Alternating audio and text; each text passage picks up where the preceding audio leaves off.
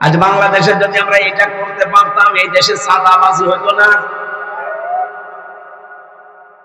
একজন মানুষকে সামনাসামনি ধরে নিয়ে পিটাচ্ছে, মারছে, পাথর দিয়ে মেরে ফেলছে, কিছুই বলার নেই। আর কিছু বলার নেই মানে আপনি যে নামাজ আদায় করেন, আল্লাহ রসুলে বিশ্বাস করেন, সবাই মিলে দল মত বাদ দিয়ে যদি ওই জায়গায় একটি ভাবে মানব প্রাচীন হয়ে দাঁড়িয়ে যাওয়া যায়, শুধু আমরা ৮-১০ জন না, আমাদের সাথে আল্লাহ ফেরেশতাও পাঠাবে। এটা বাংলাদেশে যদি আমরা কায়েম করতে পারতাম, এই ১ বছর ২ মাস চলছে, আমার মনে হয় দেশের বদনাম বাইরের দেশে এত ছড়াতো না। বাইরে যাওয়া যাচ্ছে না। আমি তো বেশিরভাগই বাইরের দেশগুলোতে ঘুরি, যা অবস্থা, কান ঝালা ফালা হয়ে যায় কথা শুনতে। অথচ সেই জন্মের পর দেখছিলাম মাউল আমরা পড়ে যাচ্ছি, এখান থেকে এখনো পর্যন্ত কিছু দিতে পারিনি। নির্দোষ মানুষের উপর একটা দোষ চাপিয়ে নিজে ভালো সাজে, এই সংস্কৃতি বাংলাদেশে নেই। কত মানুষকে দেখছি নিজের দলে অন্যায় করে, অন্যায়টা যখন হয়ে যায় তখন বলে নিরপরাধ একটা মানুষের উপরে দোষটা চাপিয়ে দে,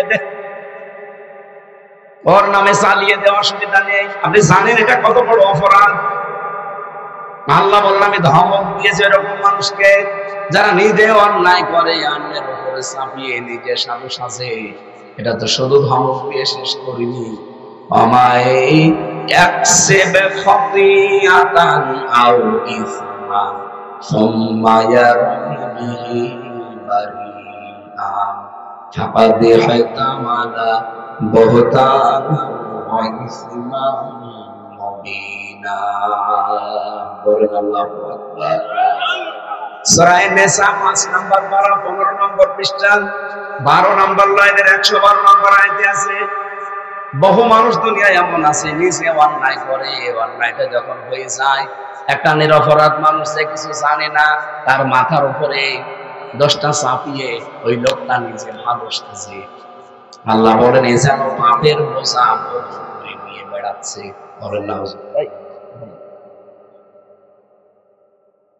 আমি আয়াতটা পড়ার পরে বাংলাদেশের সাথে মিলিয়েছি, ১০০ জনের প্রায় ৯০ জন মানুষ আমরা এই অপরাধী। হ্যাঁ বলে না কেন? নিজে আপনি দোষ করবেন, নিজে অন্যায় করবেন, আর এই লোকটা কিচ্ছু জানে না, ওর উপরে ছাপিয়ে নিজে ভালো সাজেন।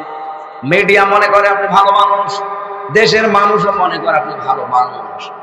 কিন্তু আল্লাহ পাক বলেন দুনিয়াতে যদি তোর কিছু নাও হয়, একটা ক্ষতি হবে, যে নিজে অন্যায় করে যে নিরপরাধ মানুষকে চাপিয়ে দিলি, এই কারণে আমি আল্লাহ এই অপরাধ করে দিয়ে দুনিয়ায় আরেকবার করব। কারণ লোকটা তো কিছু জানতো না, ওকে বিনা কারণে একটা তহমত দিয়ে ওর জীবনটা নষ্ট করে দিলি। আমি যেহেতু ভিকটিম, আমার নিজেরটা বলছি, যে মামলা আমারা দিয়েছিল, ওর আমি মাথায় নিয়ে বলতে পারি আল্লাহর কসম, ওই সম্পর্কে আমি কিচ্ছু জানতাম না। আমারে দিয়েছে, আমি নাকি আনসারুল্লাহ বাংলা টিমের সারা বাংলাদেশের প্রধান, অথচ ছাতা যে কি আমি আজ পর্যন্ত জানি না।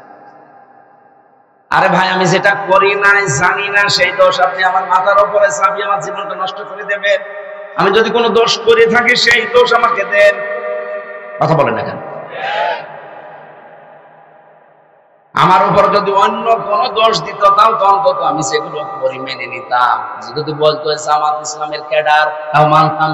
যদিও আমি অ্যাক্টিভ ভাবে ওই সময় জামাত করতাম না, শিবির করতাম না, আমি তো কোনো রাজনৈতিক দলে অ্যাক্টিভ ছিলাম না, এমনি ভালোবাসতাম। কিন্তু যেটা আমি জানি না একেবারে, এর পক্ষে আপনি এই মামলা মিথ্যা বানিয়ে আবার সাক্ষীও জোগাড় করেছে ৪ জন। আদালতে আমার সামনে দাঁড়িয়ে বলছে, হ্যাঁ উনি সারা বাংলাদেশের প্রধান। আদালত মিট করে হাসতেছে জজ সাহেব, কারণ জজ তো আমার চেনে, জজ আমার বিশ্ববিদ্যালয়ের আমার বড় ভাই, আমার বিশ্ববিদ্যালয়ের উনি বড় ভাই আমার। আমি বের হয়েছি ১৪ সালে, ওনারা বের হয়েছে ২০০০ সালে, ১৪ বছর আগে উনি বের হয়েছে। ওই লোকটা জজ হয়ে বসে আছে, পরিচয় আগেই দিয়েছে যে আমির হামজা আমার বিশ্ববিদ্যালয়ের ছোট ভাই, ও বাংলাদেশের আনসারুল্লাহ বাংলা টিমের সারা দেশের প্রধান হয় কি করে? সরকার যা শিখিয়ে দিয়েছে, প্রশাসন যা বলেছে, ওরা গড়বড় করে তাই বলছে। সাক্ষীদের পরিচয় করে নিলাম। কুষ্টিয়ায় বাড়ি, হিন্দু, গৌতম ঘোষ। ও শয়তানরা জীবনে আমি কোনোদিন দেখিনি, ওর নামও শুনিনি। ওরে পরে জেলখানা থেকে বের হয়ে আগস্টের 5 তারিখের পরে যখন পরিবেশ এসে গেল, একদিন যে বললাম, দাদা আপনি হুজুর কিছু বললেন না, খুব বিপদে আছে। ওই সময় আমার টাকা দিয়েছিল, আমি করবো কি? আমারে বললো এই টাকা থাকলো যে শুধু তুই বলবি যে হুজুরকে আমি চিনি, এই চালিয়ে দিয়েছে। উনি তো আর আল্লাহ রাসূল বিশ্বাস করে না। না না, আরো পেছনে মানুষ আছে। ওনারে আমি যদি কোরআন হাদিস দিয়ে ওয়াজ করি, দাদা কিয়ামতে কিন্তু জবাব দেওয়া লাগবে, বিশ্বাস করবে তো? কিয়ামতে বিশ্বাস করে? আল্লাহ রাসূল বিশ্বাস করে না, ওরা বোঝাবো কি করে? ওই দিন বলেছিলাম, দাদা একটা কথা মনে রাখে, যেহেতু একটা নিরপরাধ মানুষকে একটা বানানো দোষ চাপিয়ে দিলেন, আপনাকে দিয়ে এই জঙ্গি কাজ আনা করাবে। দেখবেন আপনার দ্বারা এমন একটা কাজ প্রকাশ পাবে, আপনি অপমান হবেন। যে এখন আমার বাঁচার উপায় কি আছে? না, নিরপরাধ মানুষকে যদি কেউ ফাঁসিয়ে দেয়, তার জীবনে কোনো ক্ষতি হয়ে যায়, ওই অপরাধ থেকে ও যদি মন থেকে মাফ না করে, আল্লাহ মাফ করবে না। চ্যানেলটি সাবস্ক্রাইব করে আমাদের সঙ্গেই থাকুন। আপনি 10 মিনিট কথা শুনুন, অ্যাক্টিভ ভাবে শুনুন, দেখেন কিছু পান নাকি। এমনিতে দেখতে পাচ্ছেন আমার শরীরের যে অবস্থা, হাসিনার উপরে এমনি রাগ হবে এই কারণে। এই বড়ি মহিলা আমার জীবনটা নষ্ট করে দিয়েছে। 3টা বছর ফাঁসির ওই কন্ডেম সেলের ভেতরে রেখে রেখে এমন কোন প্রসাদ নেই এই শয়তানরা করে। আমার মাথার চোখ থেকে পায়ের তালু পর্যন্ত 1 ইঞ্চি জায়গাও বাকি নেই যেখানে ওরা টর্চার। আর পেছনের যে অবস্থা, এটা তো ম্যাডাম ছাড়া কাউকে দেখানো যায়, এমন অবস্থা। আপনি হাসতেছেন, আমার তো জীবন শেষ হয়ে গেছে। আমার কণ্ঠটা নষ্ট করে দিয়েছে বিভিন্ন উল্টাপাল্টা জিনিস খাওয়িয়ে, কারণ ভেতরে যা দিত ওইটাই খাবার লাগবে, না খেলে আপনি না খেয়ে মরে যাবেন। প্রত্যেক খাবারের সাথে তেঁতুল মিশিয়ে দিয়ে দিয়ে আমার কণ্ঠটা শেষ করে দিয়েছে। স্লো পয়জন দিয়ে আমার শরীরটা শেষ করে দিয়েছে। এখন স্বাভাবিক হতে অনেক সময় লাগে, সেই সময় তো আপনারা দিতে রাজি না। আসেন হুজুর মরে যান, তাও আমাদের আমি তো মরিয়ে যদি চাই, যে গরু দিয়ে চাষ করে খাবে, গরুই যদি মরে যায়, কি দিয়ে চাষ করবে?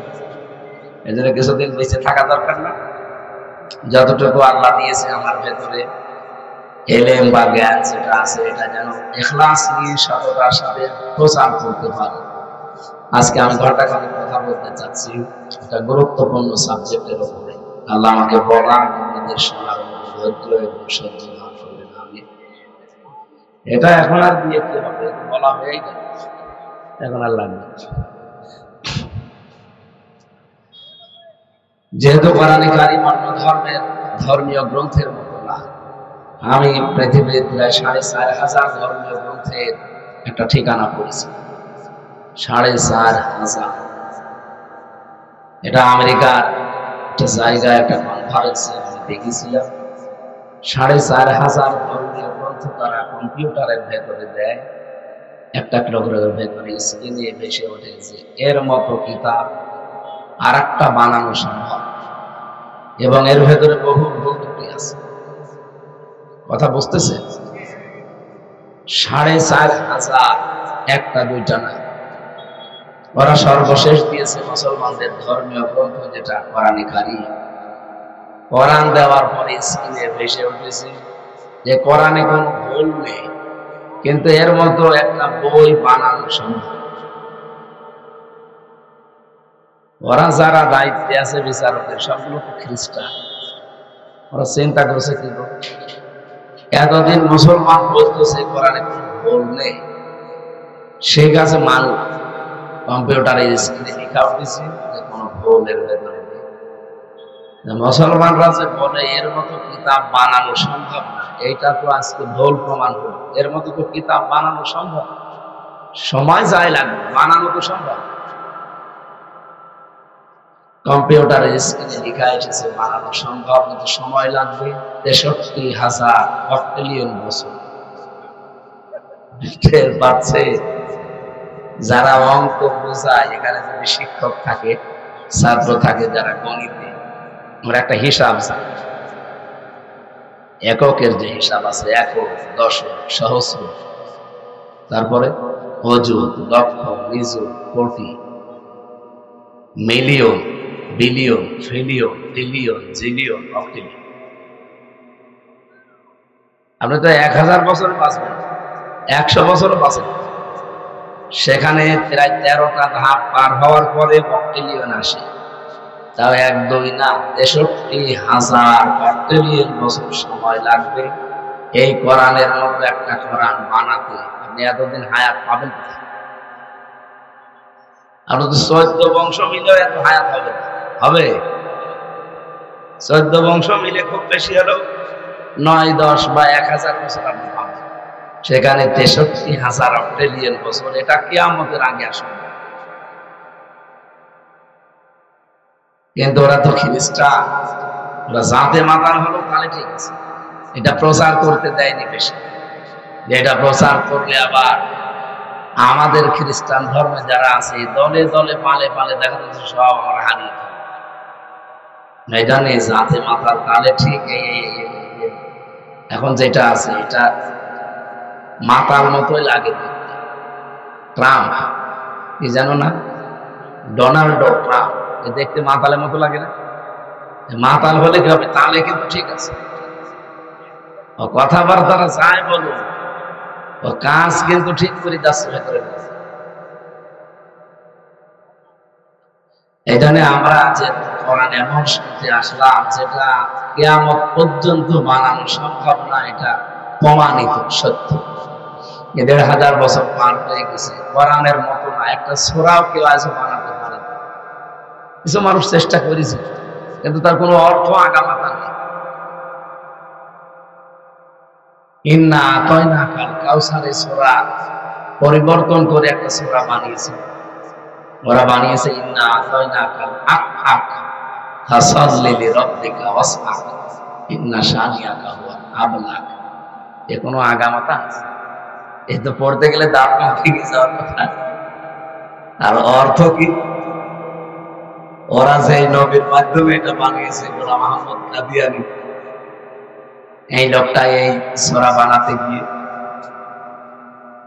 এর বাংলা অর্থ জানিয়েছে, হে নবী, আপনি তো নবী দাবি করে, আপনাকে আমি একটু হুকুম পেশা দিয়েছি, সুতরাং হুকুম পেশা পাওয়ার কারণে আপনি একটু আনন্দ করে আর মাঝে মাঝে আপনি চিৎকার করেন। একই অর্থ হয়েছে। আল্লাহ কোরআনে কারিমে কি সুন্দর একটা অর্থ দিয়েছেন, ইন্না আতাইনাকাল কাউসার, অবশ্যই আপনাকে আমি হাউজে কাউসার দান করেছি। ফাসাল্লি লিরাব্বিকা ওয়ানহার, এটা পাওয়ার জন্য আপনি দুইটা কাজ করবেন, আপনার রবের জন্য নামাজ আদায় করে আর কুরবানি স্বীকার করেন। ইন্না শানিয়াকা হুয়াল আবতার, আপনার শত্রুতা যারা করে আমি আল্লাহ বলছি তারা নির্বংশ, তাদের বংশ বলতে পৃথিবীতে থাকবে না। এটা কি প্রমাণিত না অপ্রমাণিত? ওই জামানায় যারা সবচেয়ে বেশি শত্রুতা করেছে, আল্লাহ তাদেরকে বেশি নির্বংশ করে ছেড়ে দিয়েছে। আবু জাহেল বেশি শত্রুতা করেছিল। আপনি টাকা তাম পৃথিবীতে যত মানুষ এখন আমরা আছি, কোন মানুষ তার সন্তানের নাম আর আবু জাহেল অন্তত রাখে, দরকার কুকুর রাখবে, তাও আবু জাহেল রাখে। আমি কুকুরও নাম একজনের শুনেছি, একজনের নাম রেখেছিল কয়হস্য কয়হস্য কু, নাম কি? জিয়াউর রহমানের ছেলের নাম ছিল কোকো, কয়ৌকার কয়ৌকার, কি হয়? তাই ওকার বাদ দিয়ে যদি আপনি হর্ষকার বলতেন কি হবে? ও ও, একটা মুরব্বী মানুষকে ওনার নাম ধরে ডাকতে দেন, যাদের দাঁত নেই, কি বলে ডাকবে? হ্যাঁ কুকুর। আমি কি বেশি বলছি? আবু জেহেলের নামে আজ পর্যন্ত আমি এই ১৫০০ বছর চলছে পুরা জীবনে আমি পড়েছি, এত আজ পর্যন্ত আমি শুনিনি যে কেউ বলে যে কুকুরটা আমি অন্তত আবু জেহেলের নামে রাখে। নির্বংশ পরিস্থিতি দিয়েছে। এই জন্য যেটা শুনতে এসেছেন এটা আমাদের এত অথেন্টিক, কিয়ামত পর্যন্ত এর ভেতরে ভুল প্রমাণ করার এই পৃথিবীতে কেউ নেই, এখনো নেই, কিয়ামত পর্যন্ত আসবে না ইনশাআল্লাহ। সেই কোরআন থেকে সরাসরি আমরা তাফসীরুল কোরআন মাহফিল লিখেছেন আপনারা, তাফসীর মাহফিল তো নাকি? হ্যাঁ, তাফসীর আকারে কিছু কথা বলতে চাচ্ছি। হ্যাঁ, রাসূলের উপর আগে দরুদ পড়ি, যেহেতু আমরা একবার পড়েছি সাল্লাল্লাহু আলাইহি ওয়াসাল্লাম। কারণ এই অনুষ্ঠান যত ছোট হোক আর বড় হোক, এটা যদি দরবারে ইলাহিতে কবুল হতে হয় তাহলে আপনাকে দরুদ পড়া লাগবে। দরুদ না পড়লে এটা আকাশে ছুটে থাকবে, আরশে যাবে না। কি বুঝলেন এখান থেকে? তাহলে দরুদের গুরুত্ব কত বেশি। আমরা অনেকে বলছি দরুদ তো পড়লাম, আরে ভাই এটা তো শুধু পড়ার বিষয় না, দরুদে যা পড়বে ওইটা যেন আপনার প্র্যাকটিক্যাল লাইফে বাস্তব জীবনে থাকে। এটাকে আমি বাংলায় বলবো নাকি আরবিতে যা বলছি ওইটা শেষ? বাংলায় বলা যায় না? আপনি বলছিলেন আল্লাহুম্মা, হে আল্লাহ, সাল্লি আলা, সাল্লুন শব্দের সাথে রহমত নাযিল করা, দয়া করা, দরুদ পড়া, নামাজ আদায় করা, চারটি অর্থ হয়। যেহেতু আমি আল্লাহর কাছে কিছু কামনা করছি রাসূলুল্লাহর জন্য, সেহেতু এখানে হবে রহমত নাযিল করা। এদিকে তাকান। আপনি বললেন হে আল্লাহ তুমি রহমত নাযিল করো। আল্লাহ জানো অলিখিত ভাবে একটা প্রশ্ন করছে আমাদের, কার উপরে বলছে না? আপনারা কি শুনতেছেন? আল্লাহ যে বললেন, আপনি নিজেই বললেন, আমরা সবাই মিলে আল্লাহ তুমি রহমত নাযিল করো। আল্লাহ সহসাই কিন্তু বলতে পারেন যে কার উপরে। পৃথিবীতে তো বহু মানুষ আছে যে একজনের নাম বলবা না। আপনি আমি আমার বাবার নাম বলি নাই, আমার নেতার নাম বলি নাই, আমার দাদার নামও বলি নাই, বলেছি আলা মুহাম্মদ। কার উপরে? মুহাম্মদ। এখানে কি পৃথিবীর অন্য কারো নাম আমরা বলি? একজনে বলেন বলি। যেহেতু গ্রাম্য মানুষ, আপনার আমি একেবারে গ্রাম্য ভাষায় বলছি। আপনি নিজে থেকে সবাই মিলে আমরা এক বাক্যে স্বীকার করলাম আল্লাহর কাছে, আল্লাহ যার উপরে রহমত নাযিল করার কথা বলছি উনি আর কেউ না, আলা মুহাম্মদ, মুহাম্মদের উপরে। আল্লাহ পাক যেন আরেকটা প্রশ্ন আমাদের কাছে করছেন, এই মুহাম্মদ কে? যার উপরে রহমত নাযিল করব এই মুহাম্মদ কে? আপনি আমি বলি না যে আমার বাবা হয়, আমি আপনি বলি না যে আমার দাদা হয়, আমার বংশের কেউ। বলিস কি বললাম? ওটা থামান।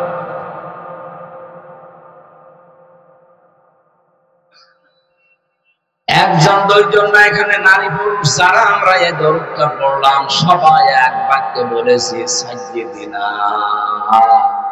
মুহাম্মদ আমাদের নেতা। কি এই বাংলা অর্থ আমি ঠিক করছি তো? সাইয়্যিদ মানে নেতা, না মানে আমাদের। আমি কিন্তু নিজের কথা শুধু বলি না যে আমার নেতা, তাহলে তো দিতাম সাইয়্যিদ, তো সাইয়্যিদে না দিয়েছি, তিনি আমাদের সকলের নেতা। প্রশ্ন আসতে পারে নেতা আমি বললাম মুহাম্মদ রাসূলুল্লাহকে, আমাদেরও তো অনেক নেতা আছে, তাদের মতো নাকি? এতটুকু আপনি শেষ করবেন না, এই জন্য আল্লাহ আরেকবার একটা প্রশ্ন করছেন, কি বললি তুই? আপনি বলছেন সাইয়্যিদিনা মাওলানা, তিনি আমাদের মাওলানা। মাওলানা মানে আমি হামজা। হ্যাঁ, কি মাওলানা শব্দের শাব্দিক অর্থ হচ্ছে পথ প্রদর্শক, গাইডলাইন দাতা, অভিভাবক, দায়িত্বশীল। এবার আপনার প্রশ্ন হচ্ছে, এখানে আপনি যে বললেন মাওলানা, এমন মোহাম্মদের উপরে তুমি রহমত নাযিল করো যিনি আমাদের নেতা, যিনি আমাদের মাওলানা, আমাদের অভিভাবক, গাইডলাইন দাতা, পথপ্রদর্শক। সহসায় আপনি এই কথাগুলোর উপরে জীবন চালাতে না পারলে আপনার মতো আমার মতো মানুষ হাজার হাজার দরুদ পড়েও কিছু হবে না। যে কথাগুলো বললেন আপনি বাংলায়, আমি বললাম অর্থ, একটা একটা করে নিজের জীবনে মিলিয়ে বলে, একটাও আপনি মানেন, সাইয়েদেরা মানেন না, মাওলানা মানেন না। এর পরবর্তী কথা তো আরো কঠিন, যে দরুদ আমি শেষ পর্যন্ত যে কি প্রথম দুইটাই তো আমরা ফেল করে ফেলেছি। আহ্বান জানাচ্ছি শিক্ষা নেওয়ার জন্য। আপনি সিদ্ধান্ত এখন নিতে পারেন, আজকে থেকে নেতা হিসাবে মোহাম্মদ ছাড়া কাউকে আমি আর মানি না। এটা শুধু এই পর্যন্ত শেষ না, মানে শেষ। মাওলানাটা খুব বেশি বড়। মাওলানা শব্দের শাব্দিক অর্থ যেহেতু পথ প্রদর্শক, উনি আমাদেরকে যে পথ দেখিয়েছেন, ওই পথের বাইরে আমার পরিবার আজকে থেকে চলবে না, ওই পথের বাইরে আমার জীবন কোনো রাস্তায় যাবে না, ওই পথের বাইরে আমার ব্যবসা চলবে না। বলেন, রাসূলের 63 বছরের জীবন ছিল না ছিল না? বলেন বলেন। 63 বছরের জীবনে পুরাটা আপনি পড়ে দেখেন, কোনদিন তিনি সুদ খেয়েছেন, ঘুষ খেয়েছেন? উনি কিন্তু খেলে খেতে পারতেন। সূরা মাউনের তাফসীর পড়ে দেখেন, আবু জেহেল দুইটা বাচ্চা, এতিম বাচ্চার সম্পদ। তার বাবা ইন্তেকালের আগে আবু জেহেলের কাছে যেহেতু সে নেতা ছিল ওই দেশের এবং দেশের দায়িত্ব ছিল, এই লোকটা ডাক দিয়ে বলছে, নেতা আপনার কাছে আমার সম্পদ গুলো রেখে গেলাম, আমার এই দুইটা এতিম ছেলে বড় হয়ে গেলে ফেরত দিয়ে দেবেন। বলছে ঠিক আছে। বড় হয়ে গেছে, টাকা পয়সা ফেরত দেওয়া তো দূরের কথা, চাইতে গেলে উল্টা পাল্টা কথা বলে মারধর করে তাড়িয়ে দেয়। নবীজি কাবা শরীফে যাচ্ছিলেন, হঠাৎ দেখলেন দুইটা এতিম রাস্তার পাশে কাঁদতেছে। ডাক দিয়ে বললেন, কি হয়েছে? পুরা ঘটনা শোনা পরে বললেন, চলো। আবু জেহেলের বাড়িতে গেলেন, ডাক দিয়ে বললেন, চাচা, এই দুইটা ছেলের সম্পদ ওর বাবা রেখে গিয়েছিল আপনার কাছে, ফেরত দিয়ে দেন। আবু জেহেল একটা কথাও বলে নাই, বলছে, মোহাম্মদ একটু দাঁড়াও, আমি সম্পদ যা আছে হিসাব করে ওদের ফেরত দিয়ে দেয়। দিয়ে দিলেন, চলে গেল। আশপাশে যারা দাঁড়িয়েছিল চামচা ডাক দিয়ে বলছে, নেতা আপনি কিছুই বললেন না, আপনি ইশারা দিলেও তো মোহাম্মদকে ফিরে দিতে দিতাম না, আপনি তো কিছু না বলে সম্পদ গুলো সব দিয়ে দিলেন। কয়েকবার তো এর আগে এসেছিলেন বাচ্চারা, কিছুই তো দেননি, আর মারধর করে তাড়িয়েছেন। সূরা মাউন তাফসীরে মুফাসসির লেখেন, আবু জেহেল ওই দিন বলেছে, চামচারা আমি যা দেখি তোমরা দেখতে পাও না। মোহাম্মদ যখন এতিম বাচ্চাটার পক্ষ নিয়ে আমার কাছে এসে শুধু বলল, চাচা সম্পদগুলো দিয়ে দেন, এ কথার সঙ্গে সঙ্গে দেখি দুই দিকে দুইটা বাঘ হা করে আছে। আমি যদি ওই সময় কিছু না বলি, গড়িমসি করতাম, দেরি করতাম, আমার মনে হচ্ছে বাঘ আমাকে এখনই খেয়ে ফেলবে। বলেন তো, ওই দুইটাকে আসলে দুনিয়ার বাঘ ছিল? এখান থেকে কি পেলেন? যদি আপনি সত্যি ন্যায় নিষ্ঠা সত্যের পক্ষে, মজলুমের পক্ষে দাঁড়িয়ে যেতে পারেন একনিষ্ঠ ভাবে, ইখলাসের সাথে, আপনার সাথে আমার আল্লাহ কিছু না কিছু অবশ্যই পাঠিয়ে সাহায্য করবেন। আজ বাংলাদেশে যদি আমরা এটা করতে পারতাম, এই দেশে চাঁদাবাজি হতো না। একজন মানুষকে সামনাসামনি ধরে নিয়ে পিটাচ্ছে, মারছে, পাথর দিয়ে মেরে ফেলছে, কিছুই বলার নেই। আর কিছু বলার নেই মানে, আপনি যে নামাজ আদায় করেন, আল্লাহ রাসূলে বিশ্বাস করেন, সবাই মিলে দল মত বাদ দিয়ে যদি ওই জায়গায় একভাবে মানব প্রাচীন হয়ে দাঁড়িয়ে যাওয়া যায়, শুধু আমরা 8-10 জন না, আমাদের সাথে আল্লাহ ফেরেশতাও পাঠাবে। এটা বাংলাদেশে যদি আমরা কায়েম করতে পারতাম, এই 1 বছর 2 মাস চলছে, আমার মনে হয় এদেশের বদনাম বাইরের দেশে এত ছড়াতো না। বাইরে যাওয়া যাচ্ছে না। আমি তো বেশিরভাগই বাইরের দেশগুলোতে ঘুরি, যা অবস্থা, কান ঝালা ফেলা হয়ে যায় কথা বলাটা শুনতে। অথচ সেই জন্মের পর থেকে সূরা মাউন আমরা পড়ে যাচ্ছি, এখান থেকে এখনো পর্যন্ত কিছু দিতে পারিনি। নবীজি ছেলে দুইটাকে সম্পদ সহ নিয়ে আসলেন। কিছু দূর আসার পর বললেন, তোমাদের বাড়িতে চলে যাও। ইতিহাসের কিতাবে লেখা আছে, ছেলে দুইটা কিছু সম্পদ নিয়ে রাসূলুল্লাহকে বলেছিল, হে আল্লাহর নবী, এগুলো আপনি নিন, কারণ আমরা তো আদায় করতে পারি না। আদায় যদি করতে পারতাম এতদিন ঘোরাতো না। আপনি একবারে যখন আমাদের আদায় করে দিলেন, অন্তত এইগুলো রাখেন।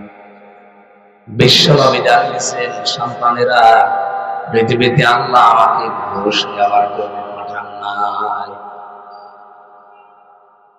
আমার মনে হয় হাদিস থেকে কয়েকটা বিষয় শিক্ষা নেওয়া যায়। এখানে কয়েকটা লিসন আছে।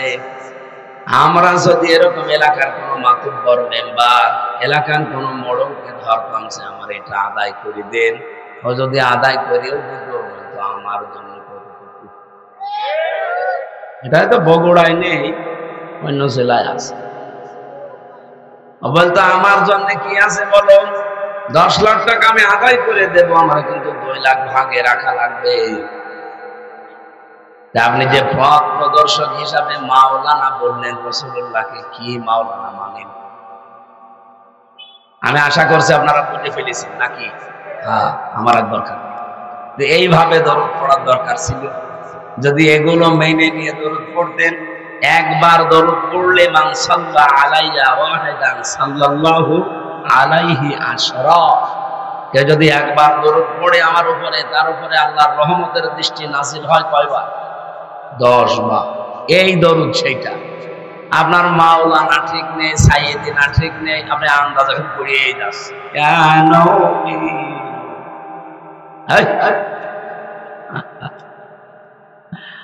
না, আমি আশা করবো আপনারা এটা ঠিক করবেন ইনশাআল্লাহ।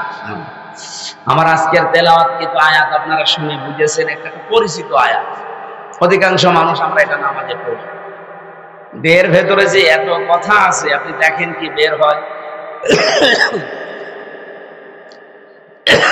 না।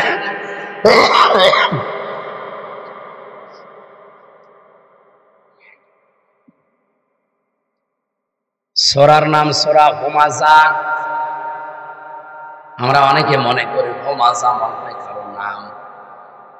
আমি একজনের জমজ মেয়ে হয়েছিল, শুনেছিলাম যে কি নাম রাখলেন, হুমাযা আর হুমাযা। কোথায় পেয়েছে নাম? কোরআন শরীফ পড়তে গিয়ে পেয়েছি, ওয়াইলুল লিকুল্লি হুমাযাতিন লুমাযা। আপনি কি জানেন এর বাংলা অর্থ কি? কোরআনে পেয়েছে, আবার বাংলা অর্থ লাগবে কেন? বাংলা অর্থ হচ্ছে সামনে এবং পেছনে নিন্দাকারী। খুব ভালো না? এখানে আরবি হলেই নাম রাখা যাবে না, এর অর্থ কি আছে? কারণ এর প্রতিটি শব্দের একটা প্রভাব আছে, ওইটা আপনার জীবনে প্রতিফলিত হবে। আমি নামকরণটা নাই বললাম, যে হুমাযা শব্দটা এই আয়াতের ভিতরে আছে, সেখান থেকে এই সূরার নাম হয়েছে হুমাযা। বাংলা অর্থ হচ্ছে নিন্দাকারী। মানুষকে যারা ছোট করে সামনে পেছনে, তাদেরকে হুমাযা বলা হয়।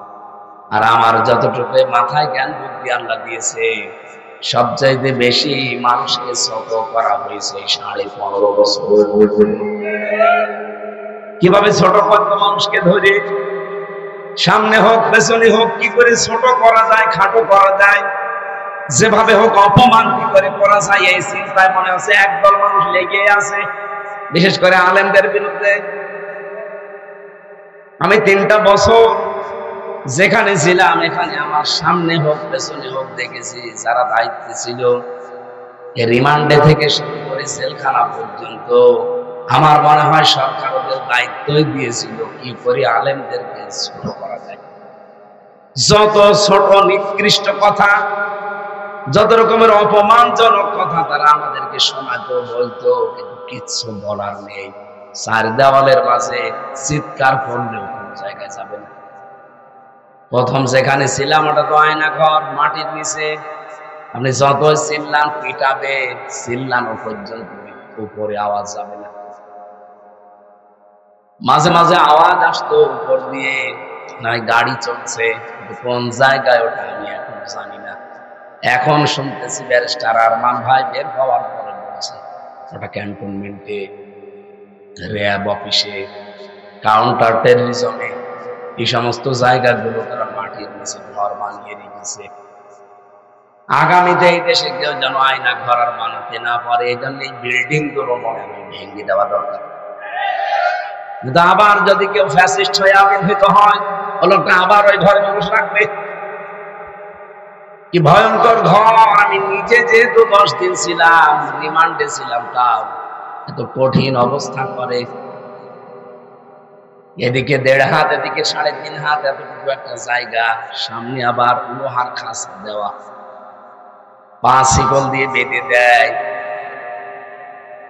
আপনি যে একটু কাজ হয়ে থাকবেন না, হাত পায়ের ভেতর দিয়ে এইভাবে লাগায়। আমার সাথে মুফতি ফখরুল ইসলাম ভাই ছিল নোয়াখালীর, উনি বলছিলেন এইভাবে হাত দিল আমারে, 2 হাত দিয়ে সামনে যে লোহার ব্যারিকেড দেওয়া আছে ওর সাথে লাগিয়ে শিকল দিয়ে দিল। 1-2 ঘন্টা পরে একটু ছেড়ে দেন না, 24 ঘন্টা আমি এভাবে বসে আছি। 1-2 দিন না, মাসের পরে মাস। এই যে মানুষ শুয়ে থাকে, এটা যে কত বড় নিয়ামত। ওনারে আমার ছেলে দিয়েছিল কয়দিন, ফাঁসির ওই কন্ডেম সেলের ভেতরে দেখতাম লোকটা হাত পা ছেড়ে দিয়ে ষাট হয়ে শুয়ে আছে। কি ভাই আপনি এমন করেন? আপনার কারণে তো এমন শুনতে পারি না, কারণ 2 জনের জায়গায় 1 হাত করে। এইভাবে থাকলে আমি সব কি করি? আমারে বলছে হামজা, এই যে মানুষ শুয়ে থাকে এটা যে কত বড় নিয়ামত আমি জানি। কতদিন আমি শুতে পারিনি। পায়খানা প্রসাবের জন্য মাত্র 1.5-2 মিনিট সময় দিত। 24 ঘন্টার ভেতরে একবার পায়খানা প্রসাবে যেতে পারবেন, তাও 1.5 থেকে 2 মিনিট। এর চাইতে বেশি সময় হলে আপনাকে ডাক দেবে, তাও পায়খানার কোনো দরজা নেই। যুবক মানুষ আপনি, যুবতী মেয়ে আপনি, পায়খানার সর্বোচ্চ আমার মনে হয় 2 হাত একটা দেওয়াল দেওয়া আছে ওই ঘরের ভেতরে, কোনো দরজা নেই। দরজা দিলে আপনি দাঁড়ালে দেখা যাবে, বসলে দেখা যায় না, এরকম সিস্টেম। ওরা সামনে বসে আছে পাহারাদার। আপনি বলেন তো, একটা যুবক মানুষ এই দৃশ্য দেখে আমার পায়খানা যদি লাগেও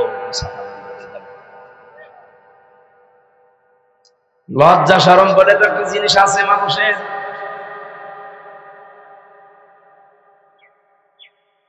সকালবেলা 1 মুঠ খাবার দিয়ে যেত, কয়েকটা ছোলা দিত।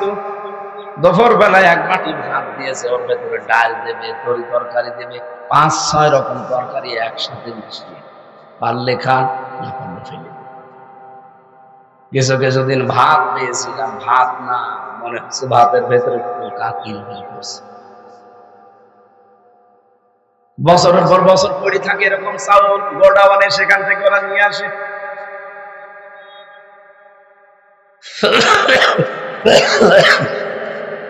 শরীরটা নষ্ট করে দিয়েছে শয়তানরা।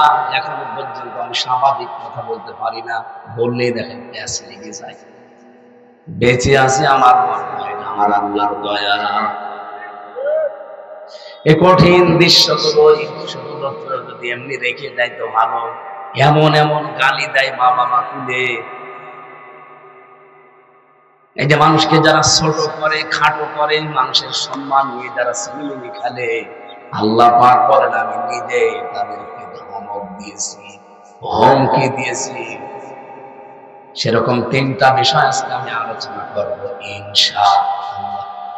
সূরার নাম কি বলেন? বলেন। বাংলা অর্থ হচ্ছে নিন্দাকারী, ছোটকারী, খাটোকারী। সামনে হোক পেছনে হোক, মানুষের যারা দোষ চর্চা করে, মানুষকে যারা ছোট করতে চায়। আপনি দেখেন 15.5 বছরে বিরোধীতে যারাই ছিল তাদেরকে কত ছোট করেছে, কত খাটো করেছে।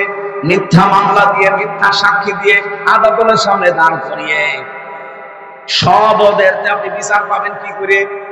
মামলার আয়ু ওদের, ম্যাজিস্ট্রেট ওদের, যারা রিমান্ডে নেবে অফিসার গুলো ওদের। আপনি বিচার চাবেন কার কাছে? আপনার জন্য মাত্র একটা লোক আছে, আপনার উকিল, তাও সে উকিলের কথা ওরা শুনেও না। এই 3 বছর আমার উকিলের একটা কথা শুনে নাই। বাংলাদেশের বড় বড় লয়ার দেখছিলাম, অ্যাডভোকেট, ব্যারিস্টার, কিন্তু তারা শুধু শো দাঁড়িয়ে থাকবে, কারণ সবই তো ওদের। বিচারপতি পর্যন্ত নিয়োগ দেওয়া ওদের। 3টা বছরে মামলা এই টেবিল থেকে এই টেবিলেও যায়নি, ওই জায়গায় ছিল। অথচ সরকার পরিবর্তন হতে দেরি। আগস্টের 5 তারিখের পরে আমি মনে হয় 11 তারিখে মামলাটা তুলেছিলাম, তুলতে দেরি। শুধু জামিন না, আমার মামলা পুরা খারিজ হয়ে গেছে। আমি জজ সাহেবকে অন্তত জিজ্ঞাসা করেছিলাম গোপনে যে আপনি এতদিন মামলাটা হাতে ছিল, তখন তো জামিন দিলেন না, এখন হয়তো জামিন না খারিজ করে দিলেন কি করে? আমার বলছে হুজুর আমার হাত বাঁধা ছিল, আমি কিচ্ছু করতে পারি না, ইচ্ছা থাকার পরও আমার হাত বাঁধা ছিল। ওপর থেকে শুধু আমাকে লাল সিগন্যাল দিয়েছে, লাল কালি দিয়েছে, এইটা হবে না, এইটা হবে না। আমি চেষ্টা করলেও পারি নাই, করবো কি? আপনি আমার মাফ করে দিয়ে, না আপনার প্রতি আমার কোনো বিদ্বেষ নেই, রাগ নেই, আমার একটা অভিমান আছে। এই মহিলা কি করবে এখন? নাই হব স্বামীর বাড়িতে বসে আছে, আমারে তো নষ্ট করে দিয়ে। কালকে শুনলাম আমার মেয়ে লাইভ করেছে, আমার মা অসুস্থ, দোয়া করেন। দোয়া ওর জন্য দোয়া আসবে, দোয়া করেই দেব, ওর জন্য আরো অসুস্থ। শয়তান। আরে ভাই আমার মতো একজন না, বিরোধীতে আমরা যারা ছিলাম হাজার হাজার মানুষকে এভাবে কষ্ট দিয়েছে। ৭৬ জন আলেম আমরা এক জায়গায় ছিলাম, প্রত্যেককে শয়তান হয়ে। আর আমাদের দায়িত্বে দিত কোনো মুসলমান না, বেশিরভাগ সব হিন্দু। দেবদুলাল, সুব্রত বালা, আশিক কুমার, লিটন ঘোষ, আল্লাহর ওলির নাম বলছে। এই শয়তানদের মনে আমি আলেম না জালেম দেখা দেখি নেই। ওদেরকে যেহেতু নির্দেশনা দেওয়া ছিল, 3টা বছরে একটা দিনও আমারে বাইরে যোগাযোগ করতে দেয়নি। অথচ মার্ডার মামলার আসামি প্রতি 7 দিনে একদিন কথা বলে 10 মিনিট করে আমার সামনে। কতবার এই দেবদোলাল আর সুব্রত বালা, এই শয়তান, এই কোলাঙ্গার অফিসারদেরকে বলেছিলাম যে বাড়িতে একটু জানান যে আমরা বেঁচে আছি, একটু 5 মিনিট দেন। না, দেওয়া যাবে। কি কষ্ট লাগে বলেন তো? সময় খাবার দাবারের তো অবস্থা, 24 ঘন্টা অতটুকু একটা ঘরের ভেতরে তালা মারা। আমি যে অসুস্থ হয়ে গেছি, ডায়াবেটিস, ওই দিন থেকে হাঁটতে দিত না। 24 ঘন্টা এক জায়গায় বসে থাকবেন আপনি। 10 দিন এরকম থাকেন, দেখেন কয়টা রোগ হয়।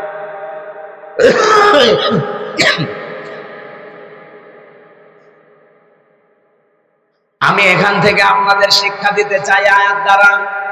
এখানে নারী পুরুষ যারা আছেন, আল্লাহ যেহেতু ধমকি দিচ্ছেন, আল্লাহর ধমকে চাই তাই ব্যাপার না।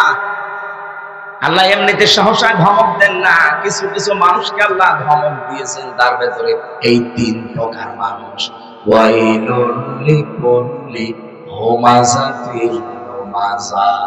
যারা সামনে পেছনে মানুষকে ছোট করার চিন্তায় থাকে, মানুষের গীবত করে, এর কথা ওর কাছে লাগায়, তালাতালি করে, নির্দোষ মানুষের উপর একটা দোষ চাপিয়ে নিজে ভালো সাজে।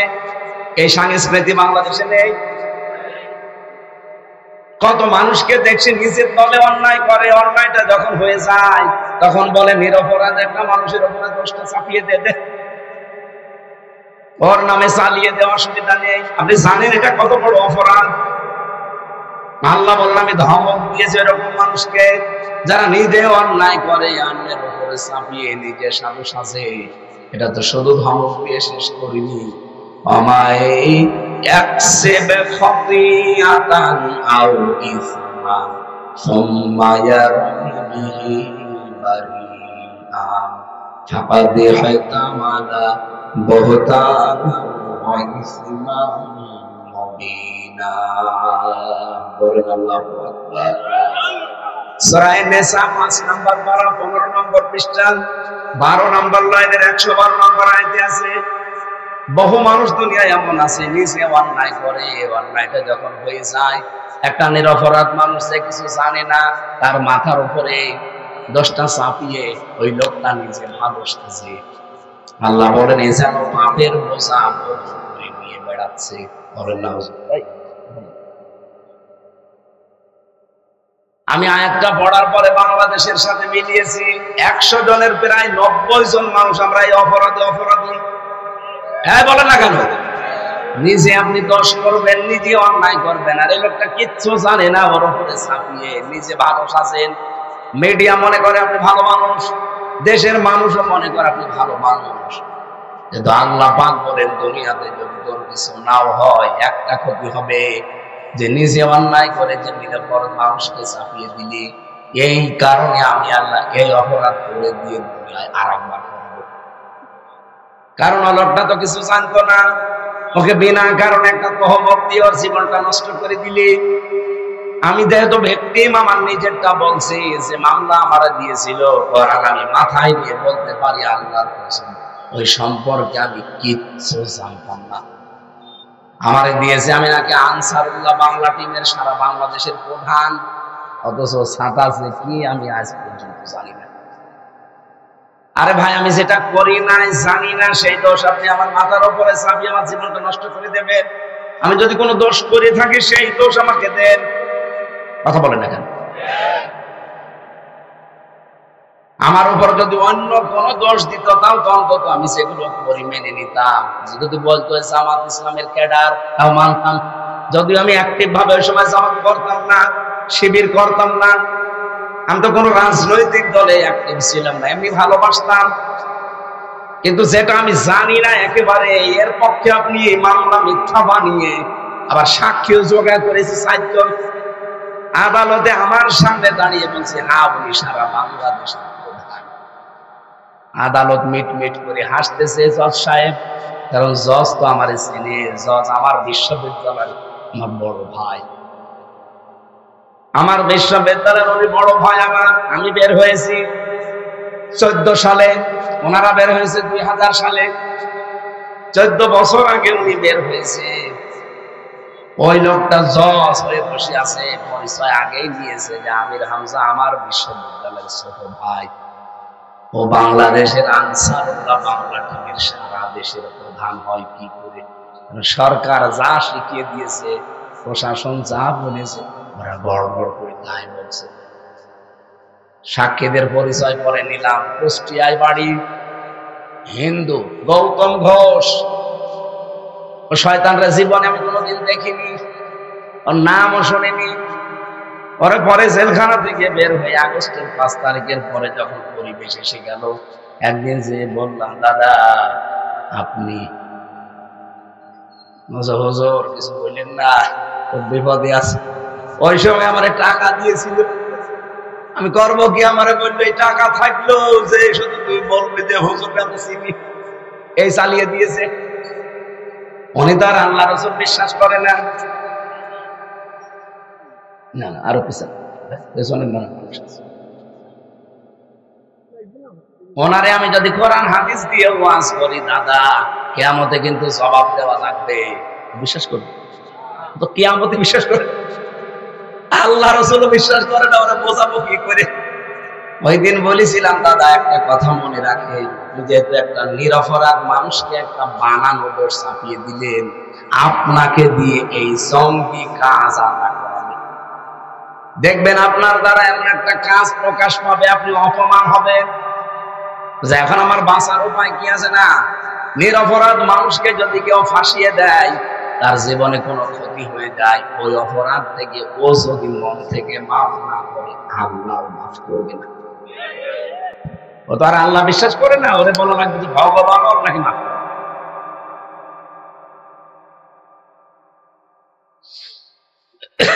আমার এই ছোট্ট জীবনে সবচাইতে বড় অভিজ্ঞতা গুলোর ভেতরে এইটা পেয়েছি। আমরা প্রায় 10,000 মানুষ ছিলাম জেলে। ওই শুধু 1-4টা জেলখানায়, গাজীপুরে, কাশিমপুরে। আমি যার সাথে মিশতে পেরেছি, যতটুকু ঈদের দিন ছোট ছেড়ে দিত আর সারা বছর তালা মারা, মাঝে মাঝে দেখা করতো অনেকে এসে। আমি দেখতাম 100 জনের প্রায় 60 জন তার মামলা সম্পর্কে কিচ্ছু জানে না, বিনা কারণে মিথ্যা মামলা দিয়ে, মিথ্যা সাক্ষী দিয়ে বছরের পর বছর তাকে জেলখানায় পচাচ্ছে। এই দৃশ্যকে আমি বানিয়ে বলছি।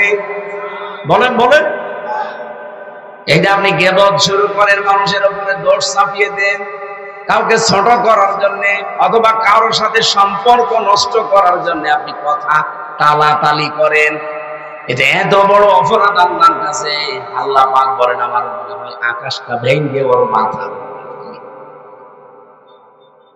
এমনকি আকাশ থেকে যে বৃষ্টি নাজিল হয়, এই গোনাটার কারণে আল্লাহ বৃষ্টি পর্যন্ত বন্ধ করে দেয়। মুসা নবীর জামানার একটা ঘটনা হাদিসে পড়ছিলাম, অনেক দিন পর্যন্ত বৃষ্টি বন্ধ ছিল, বৃষ্টি হয় না। লোকজন যে বলছেন, মুসা একটু দোয়া করেন। চাটিয়াল ময়দানে উম্মতদেরকে নিয়ে গেলেন। এরকম একটা ময়দানে তিনি নামাজ আদায় করে দোয়া করছেন, রব্বুল আলামিন তুমি বৃষ্টি নাযিল করো। আল্লাহ সব জানিয়ে দিলেন যে না, বৃষ্টি হবে না। হযরতে মুসা আবেগপূর্ণ নবী ছিলেন, খালি কথা শুনলে প্রশ্ন করতেন। ডাক দিয়ে বলে, রব্বুল আলামিন বৃষ্টি হবে না মানে কি? কি বলেন? এগুলো নয় আমার উম্মত, আমার মায়া লাগে, কিন্তু এগুলো তো আপনার বান্দা, আপনার মায়া লাগে না? আল্লাহ বলেন, মায়া লাগে, কিন্তু বৃষ্টি দেবো না। বৃষ্টি দেওয়া না মানে দেওয়া লাগবে? না, দেব না, দেওয়া লাগবে। 2-3 বার যখন কথা বলার পর আল্লাহ পাক বলেন, মুসা বৃষ্টি দিতে পারি, কিন্তু তুমি যাদেরকে নিয়ে দোয়া করছিলে এর ভেতরে নামিমা, টালাটালি করা, এরকম একটা লোক আছে। ও যতক্ষণ তোমার মোনাজাতে হাত তুলবে ততক্ষণ বৃষ্টি হবে না। আগে ওরে বের করা লাগবে, তারপর দোয়া করো। মুসা নবী বলছে, আল্লাহ তুমি শুধু ওর নাম বলো, দেখো কি করি। না, আমি নিজেই নাম ধরে কথা বলতে নিষেধ করি, আর এখন আমি নিজেই নাম বলবো, তুমি ওরে ধরে অপমান করবো সবার সামনে? হবে না। তুমি যদি না বলো, আমি তো আর মানুষের মনের খবর জানি না, আমি বলবো কি করে? রব্বুল আলামিন বলেন, একটা কায়দা আছে, তুমি সবাইকে নিয়ে একটা তওবা করবা, ইখলাসের সাথে যারা তওবা করবে তাদের অপরাধ এক্ষুনি মাফ হয়ে যাবে। হযরতে মুসা আসলেন, বললেন, আল্লাহ এই বাণী জানিয়েছে, এখানে নামিমা একজন আছে, তালাতালি করা লোক, কিন্তু কে আছে আমি জানি না, তবে আছে। আমি এখন সবাইকে নিয়ে তওবা করব, আশা করছি সেই লোক তওবা করবে। যদি তোমার দিল থেকে আমরা সবাই তওবা করি, আমাদের তওবা কবুল করে আল্লাহ বৃষ্টি দিতে পারে। সবাইকে নিয়ে তওবা করে এবার মোনাজাতে হাত তুললেন, সঙ্গে সঙ্গে আমার আল্লাহ বৃষ্টি নাযিল করবেন। আপনি চিন্তা করেন, মুসা নবীর মতো এত বড় পাওয়ারফুল নবী, যিনি আল্লাহর সাথে কথা বলতেন, সরাসরি কালিমুল্লাহ বলা হয়, সেই নবী হাত তুলে বসে আছে। শুধু যারা হাত তুলেছে তার সাথে, তাদের ভেতরে একজন তালাতালি করা লোক ছিল। এই জন্য যদি মুসা নবীর দোয়া 3 বার আল্লাহ ফেরত দেয়, এখানে যদি এরকম কোন রোগী থাকেন, আগের থেকে চলে যান, কারণ মোনাজাত করলেই মাহফিল কবুল হবে না আপনার কারণে। দেখেন তো কেউ চলে যাচ্ছে কিনা? ওই দেখা চলে যাচ্ছে, যাক, এটা তালাতালি করে মনে হয় না।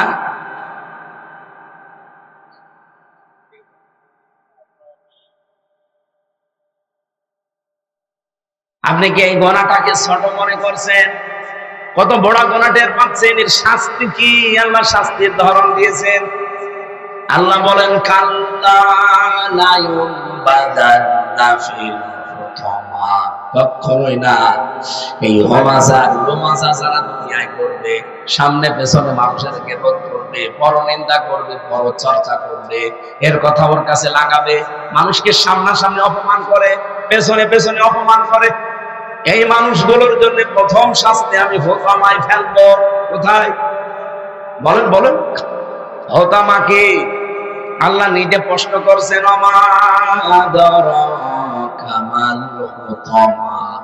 নবী আপনি জানেন হোতামা কি? যেহেতু নবীজি জানেন না, আল্লাহ জানাচ্ছেন এবার, এটা আল্লাহর সালাম আগুন।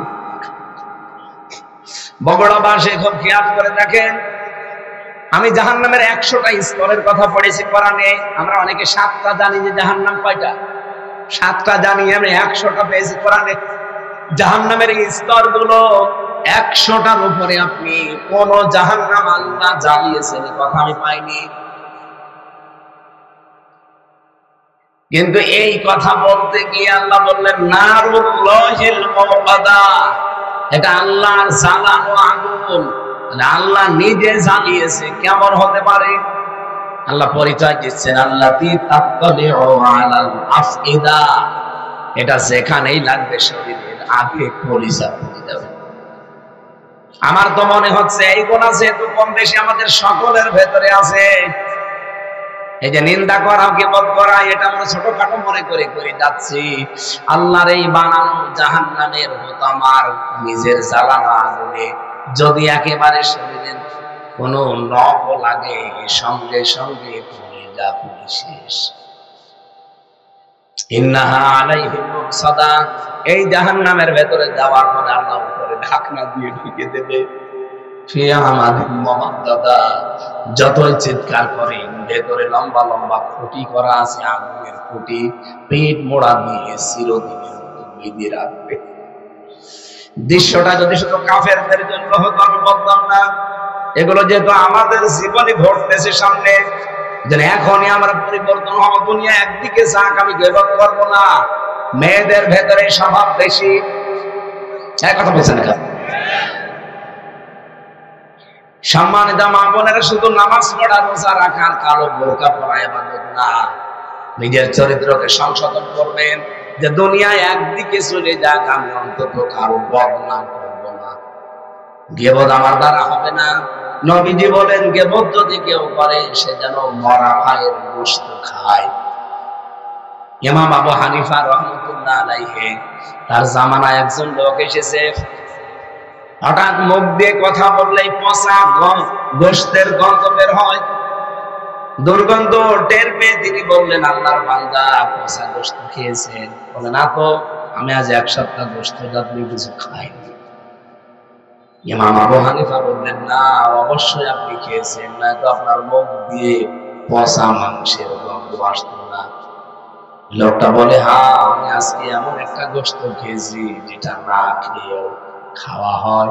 আমার এক ভাইয়ের বদনাম করেছিলাম আমি। ইমাম আবু হানিফা বললেন, আল্লাহর বান্দা, এইটাই আমার আল্লাহ তোমার মুখ দিয়ে বের করছে। এটা যদি সত্যি এখন এই দৃশ্যগুলো আমরা দেখতে পেতাম, এখানে বহু মানুষের মুখের কাছে দাঁড়ানো যেত না। বলেন, আমার জীবনের অন্যান্য দিনগুলো যাই হোক, এই 7 দিন আমি কোরআন শরীফ সামনে নিয়ে গ্যারান্টি দিতে পারি, এই 7 দিনই আমার দ্বারা কোনো গীবত হয়নি। কারণ এই 7 দিন দিনের বেলা 24 ঘন্টা কথা বলিনি। আমার কথা বের হইতো না, কথা বলতে কিছু হলে ডাক্তার বলেছিল এভাবে লিখে দেবেন যে আমার কথা বলা নিষেধ, আমি কথা বলতে পারছি না। কেউ আসলে এটা ধরিয়ে দিতাম, দেখেন সেদিন চট্টগ্রাম থেকে, সিরাজগঞ্জ থেকে, ফরিদপুর থেকে প্রায় 7-8 দল দিয়েছে আমার বাড়ি। সবার ইচ্ছা যে একেবারে মনের মতো খালি গল্প করবো। আমি বললাম, এই দেখেন, আমার কথা বলা নিষেধ। ওরা নিজেরাই বক বক করে সবার চলেছে। গেবত কিছু কিছু কথা বলছিল যেগুলো গেবতের পর্যায়ে পড়ে, এখানে বললাম এই কাগজ দেখিয়ে আমি বিদায় নিয়ে ওপরে চলে গেলাম। আমি আর মনে হয় মাঝে মাঝে যদি এরকম 7 দিনের মতো আমার জীবনটা আমি তৈরি করতে পারতাম, জাহান্নামের হতো আমার অন্তত যাওয়া লাগতো না। 3 বছরও অনেক গুনাহ থেকে আল্লাহ আমাকে বাঁচিয়েছে, যদিও কষ্ট হয়েছে ওই 3 বছর, কিন্তু বহু গুনাহ থেকে আল্লাহ আমাকে বাঁচিয়ে রেখেছিলেন। আমরা জীবনকে পরিচ্ছন্ন করার জন্য আয়োজন করি, আল্লাহ যেন সারা জীবনে আমাদের গীবতের ভেতরে ফেলে না দেন। বলেন আমিন। আল্লাযী জামাআ মালাহু ওয়া আদ্দাদা, আল্লাহ বলেন আমি ধমক দিয়েছি তাদের যারা মাল জমা করে। ইহসাবু আন্না মালাহু আখলাদা, আর মনে করে মাল আমাকে চিরস্থায়ী করে রাখবে, আমার কাছে এটা স্থায়ীভাবে থেকে যাবে। এখন মাল কি? এখানে আমরা অধিকাংশ মানুষ মনে করি মাল মানে টাকা পয়সা। না, মালের আমি 5টা অর্থ পেয়েছি তাফসিরে। ভালো করে মিলান তো, আপনি মিলাচ্ছেন নাকি দেখেন। 1 নম্বরে মাল মানে অর্থ সম্পদ টাকা পয়সা, 2 নম্বরে মাল মানে অস্ত্র শস্ত্র, 3 নম্বরে মাল মানে শক্তি সামর্থ্য, 4 নম্বরে মাল মানে লোকবল জনবল, 5 নম্বরে মাল মানে রাষ্ট্রীয় সিয়ার। এই 5টা বিষয় যারা জমা করে আর মনে মনে ভাবে এটা আমাকে স্থায়ী করে রাখবে, এটা আমার কাছে চিরস্থায়ী ভাবে থেকে যাবে, আল্লাহ বলেন কাল্লা, কখনোই না। তোর আগে এরকম বহু মানুষ জমিয়েছিল, এক জায়গায় করেছিল, কিন্তু সেগুলো তাদেরকে চিরস্থায়ী করে নাই, তাদের কাছে স্থায়ী ভাবে থাকেও নাই। তার প্রমাণ আবুল আহাব মন্ত্রী ছিল। মা আবনা আনহু মালুহু ওয়া মা কাসাব, তার মাল সম্পদ ছিল, সে যা উপার্জন করেছিল একটাও তার কাজে আসে নাই। জীবনের শেষ দিকে তার প্লেগ রোগ হয়ে গোশত পচে পচে শরীর থেকে পড়ে পড়ে মারা গেছে। ওর আপনজনরা মাটি দেবে সে অবস্থায় ছিল না, কারণ ওর কাছে গেলে ওই রোগ হয়ে যায়। লোক ভাড়া করে ডম মুসিমেতর যায় বলেন, বড় একটা বাঁশ নিয়ে দূর থেকে লাশ ঠেলে গর্তের ভেতরে দিয়ে দূর থেকে পাথর নিক্ষেপ করে ওরে মাটি চাপা দিয়ে দিয়েছে। ওর সম্পদ আদি, ওর ক্ষমতা, ওর অস্ত্র শস্ত্র, ওর লোকবল জনবল কোন কাজে এসেছে? এখানে যারা জমা করছেন এগুলো অবৈধ ভাবে, আপনি মনে করছেন এগুলো আমার কাছে থাকবে? জীবন না। এই 15.5 বছর যারা অবৈধ করেছিল ওগুলো তাহলে তাদের কাছে থাকতো কই? তারা আজ কোথায়? বগুড়ায় তো পাবেন না, সব পালিয়েছে। পালিয়েও তো শান্তিতে নেই। সেদিন সিঙ্গাপুরে না মালয়েশিয়া যেন এক হোটেলে উঠেছিলাম, নিচে নেমে দেখি 2 জন চা খাচ্ছে। কি গো, এখানে হুজুর আমরা আগেই পালিয়েছি। কেন? আপনার তো বহু বাড়ির কথা শুনি, 620টা বাড়ি আপনার, একটা বাড়িতেও যে থাকতে পারেন না, থাকবো কি করে? এই দেশে আমার বাড়ি আছে সাহেবপাড়া, মালয়েশিয়াতে সাহেবপাড়া বানিয়েছে শয়তান, থাকতে পারে না, হোটেলে থাকে। মালয়েশিয়াতে 20 লাখ বাঙালি থাকে, যদি আমরা দেখতে পাই বাইরে পিটিয়ে ভর্তা বানিয়ে ফেলবে। এখানে বাইরে যায় না, খুব গোপনে আছে। হুজুর দোয়া করে, দোয়া তো দোয়া আসবে শয়তান।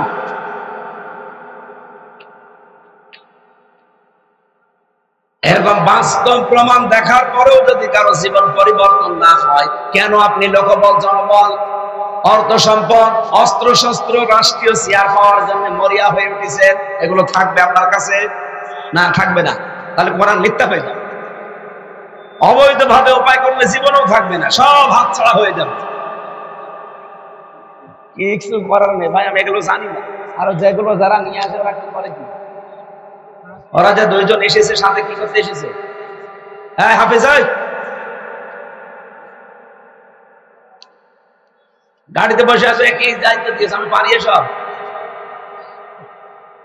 আমি বললাম যে এসব পারি না, আমার তাফসীর করার জন্য নিয়ে আসেন, আমি তাফসীর আকারে কথা বলছি। মাদ্রাসার জন্য কালেকশন আমি পারি, আমরা নিয়ে আসেন কেন? আমি বললাম যে ওদের নিয়ে আসে এই কারণে। তাফসীর করতে হলে আমি বিভিন্ন লাইনে যাচ্ছি না, এক জায়গায় করবো না এগুলো। এখন এই যে যতগুলো লিখেছিলাম আমি বলতে গেলে আরো 2 ঘন্টা লাগবে।